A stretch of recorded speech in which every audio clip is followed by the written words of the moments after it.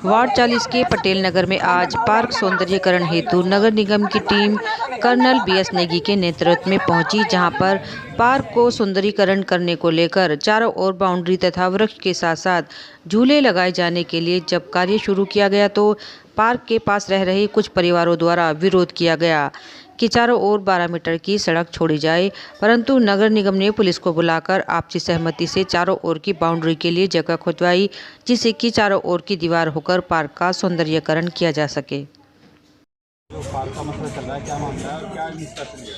इसमें अभी तो ये जो है जानकारी दी जा रही है, लेकिन ये अवश्य है कि ये डॉक्यूमेंट्स में ये पार्क है और जितने भी पार्क हैं वो नगर निगम के अंदर में आते हैं, नगर निगम के अंदर में वो पार्क आते हैं। और इसमें पहले भी हम करीबन 8 महीने 10 महीने पहले हम यहाँ पे आए थे, इनका विवाद हुआ था। इन्होंने बोला था कि इसको इसी स्थिति में रखा जाए, यहाँ पे डेवलपमेंट हो, पार्क का और अच्छा पार्क बने, ये जो है निगम के अधिकार क्षेत्र में आता है। और उसके हिसाब से ही यहाँ पे जनप्रतिनिधि को ध्यान में रख करके ये यहाँ पे जो है पार्क की योजना बना गई थी।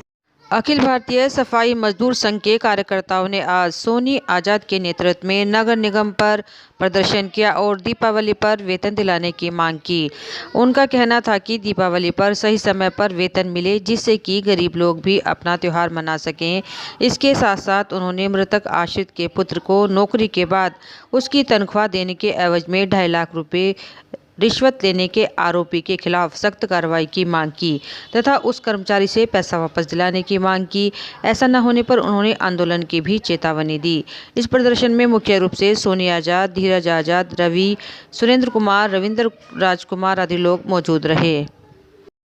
पुलिस लाइन के सामने से बारात लेकर जा रही दूल्हे की कार ने तेज रफ्तार से रोंग साइड से आकर एक ई रिक्शा को उड़ा दिया, जिसमें बैठे सब्जी लेकर आ रहे हकीकत नगर निवासी सुंदर के पैरों में काफ़ी चोटें आई और उसकी हज़ारों रुपए की फल व सब्जी बर्बाद हो गई।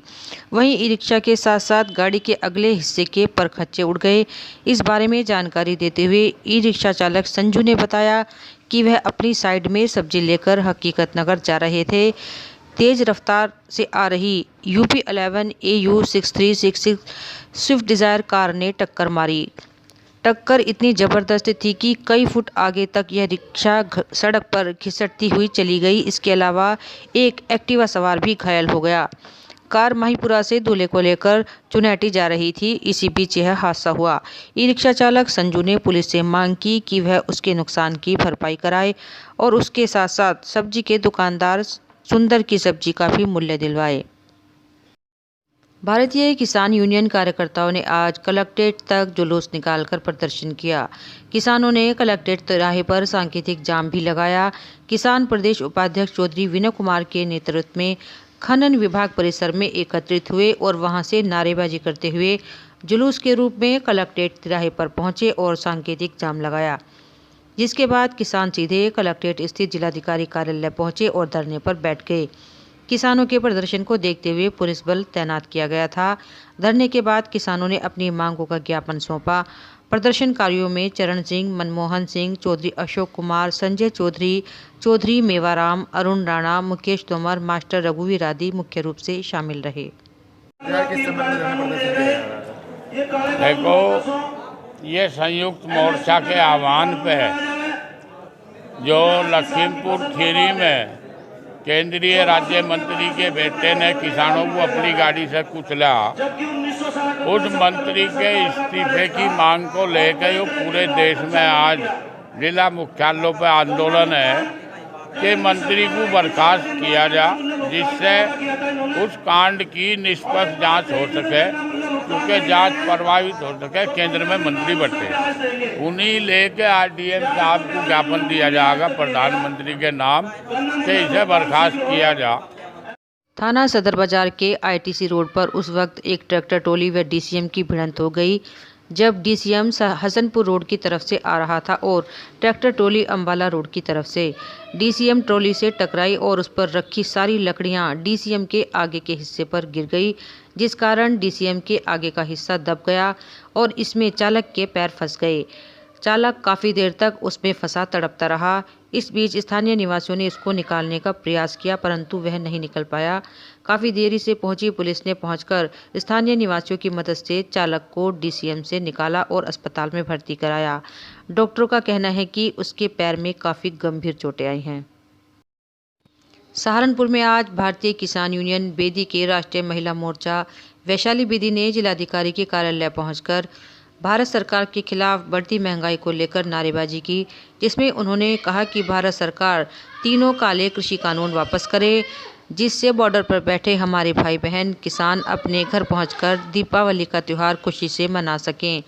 उन्होंने कहा कि जो भारत सरकार बढ़ती महंगाई पर आंख बंद किए बैठी है, अपनी आंखें खोलकर गरीब व्यक्तियों के परिवारों की तरफ ध्यान दे। साथ ही उन्होंने प्रदेश में महिलाओं पर हो रहे अत्याचार को लेकर भी चेतावनी दी कि अगर अत्याचार बंद नहीं हुए तो वह सड़कों पर आकर आंदोलन करने को मजबूर होंगी। भारतीय किसान यूनियन बेदिया से राष्ट्रीय महिला अध्यक्ष वैशाली बेदी। आज किस मांग को लेकर यहाँ पर? कृषि कानून जो ये है काले कानून उनको वापस लिया जाए और जो ये महंगाई बढ़ती जा रही है, महिलाओं पे अत्याचार हो रहे हैं, उनके खिलाफ ज्ञापन दिया गया है। क्या मांगे रखी गई? मांगे सिर्फ यही है कि कानून जो ये काले कानून है उन पे सुनवाई क्यों नहीं हो रही है अभी तक। धरने प्रदर्शन हो गए हैं, सड़कों पे बैठ गए हैं किसान लोग, सारे सब कुछ दिख रहा है प्रशासन को, मगर सारे ज्ञापन भी लिए जा रहे हैं, देखा भी जा रहा है, मगर सुनवाई अभी तक नहीं हो रही है। क्यों नहीं हो रही है? तो आगे का कदम क्या? आगे का कदम अगर इस पे अब सुनवाई नहीं हुई तो फिर धरना प्रदर्शन होंगे, सड़कों पे किसान बैठेगा, फिर यातायात संबंधी प्रशासन को कड़ी से कड़ी वो करनी पड़ेगी। क्या कर सकते हैं? आज आपने डीएम साहब को बिल्कुल ज्ञापन दिया है। क्या कुछ उन्होंने आश्वासन? यही उन्होंने आश्वासन यही दिया है कि आपकी मांगे सुनी जाएंगी। तो अब देखते हैं कि उनका क्या रहता है इस चीज़ पे, कितने दिन में और कितने महीनों में इस चीज़ को देखा जाएगा। आज हसनपुर चुंगी स्थित अंबेडकर कॉलोनी पंचायत घर में महिला उद्यम और रोजगार हित में एरुण एजुकेशन वेलफेयर सोसाइटी की तरफ से सिलाई मशीन महिलाओं को दी गई। कार्यक्रम में मुख्य अतिथि के रूप में कारगिल युद्ध के योद्धा वीर सैनिक मनमोहन शर्मा जी और सहारनपुर के शहीद निशांत के पिताजी उपस्थित रहे। मोहन शर्मा जी ने कहा कि हम सैनिक जहां देश की सुरक्षा करते हैं, वहां पर आप जैसे समाजसेवी देश को आंतरिक मजबूती देते हैं और हम भी निस्वार्थ सेवा भाव से देश की रक्षा करते हैं। कानपुर के शहीद निशांत शर्मा जी के पिताजी ने कहा कि समाज और देश सेवा दोनों निस्वार्थ भाव हैं। बहुत ही कम लोगों को समाज सेवा, देश सेवा का सौभाग्य मिलता है। संस्था अध्यक्ष रश्मि टाइम्स ने कहा कि संस्था सदैव ही समाज हित में कार्यक्रम करती आई है और अब संस्था इस बात की पहल कर रही है कि महिलाओं को किस प्रकार से रोजगार प्रदान किया जाए। उसी के अंतर्गत आज महिलाओं को सिलाई मशीन दी गई है, जिससे कि महिलाएं आत्मनिर्भर हो सकें। आगे भी इस स्तर की योजना चलती रहेगी। इस अवसर पर संस्था के सचिव सैनी, उपाध्यक्ष राहुल, कोषाध्यक्ष शशांक, जैमिनी, गगनदीप, आयुष जैन, जसपाल भट्टी, गीता रसवंत, संदीप शर्मा, निधि राणा आदि उपस्थित रहे।